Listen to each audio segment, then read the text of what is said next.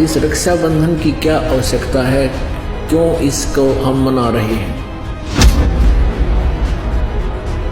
अब रक्षाबंधन का उद्देश्य क्या है कि भाई राखी इसलिए बांधते हैं कि वो हमारी रक्षा करेगा, और भाई की रक्षा कौन करेगा।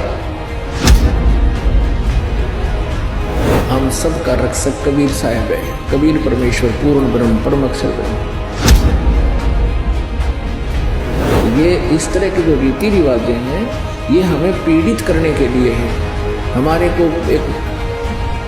एक दूसरे से दूर करने वाली है। पुण्यात्मा परमात्मा के पानी में ये जो हमारी रीति रिवाज हैं ये भी बाधक हैं। परमेश्वर ने कहा है कि मन कर धीर बांध ले रे बौरे, और छोड़ दे न पछलों की रीत। अब जैसे कल या आज जैसे भी राखी का त्योहार था, रक्षाबंधन का त्योहार था, इस रक्षाबंधन की क्या आवश्यकता है, क्यों इसको हम मना रहे हैं। ये काल के चलाए हुए अपने इस टाइम पास करने की खातिर, टाइम वेस्ट करने के लिए और हमें पीड़ित रखने के लिए एक ये रीति बना रखी है। अपन आत्मा इस ज्ञान से परिचित होने के बाद हमारी आंखें खुल जाती हैं, और जो समझदार बच्चे हैं वो इस बात को स्वीकार कर लेते हैं कि संत जो कहते हैं परमेश्वर का आदेश होता है, तो फिर वो स्वीकार कर लेते हैं, फिर वो समाज की नहीं मानते हैं। एक बहन ने बताया कि जी उपदेश लेने से पहले मैं राखी बांधने के लिए अपने भाई के वहां घर गई।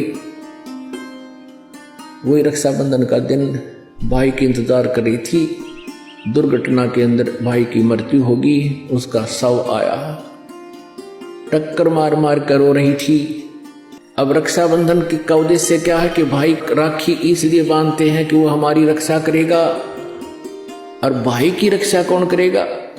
हमारा रक्षक कहते हैं, जो रक्षक है उसको हम भूल चुके हैं।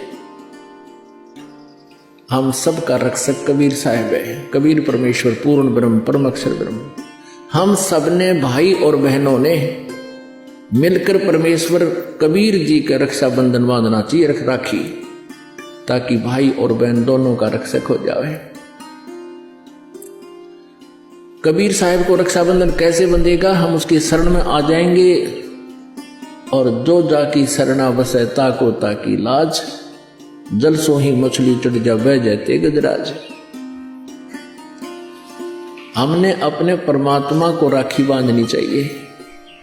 और दूसरा एक और दुख पैदा करती है ये रक्षाबंधन का दिन, जिन बहनों का भाई नहीं, अब वो रोती हैं पिछले कमरों में बैठ कर अकेली, आए हमारा भाई को नहीं, हम किसके राखी बांधेंगे। कोई चाचा के, कोई ताऊ के, कोई मामा के भाइयों की मुंह की तरफ ताकेंगे हैं, और फिर वो न सोचेंगे या पैसे लेने की मारी यहाँ आ जाती है, चाहे ना कहें पर अंदर में जरूर अवश्य होगा, ऐसा होगा।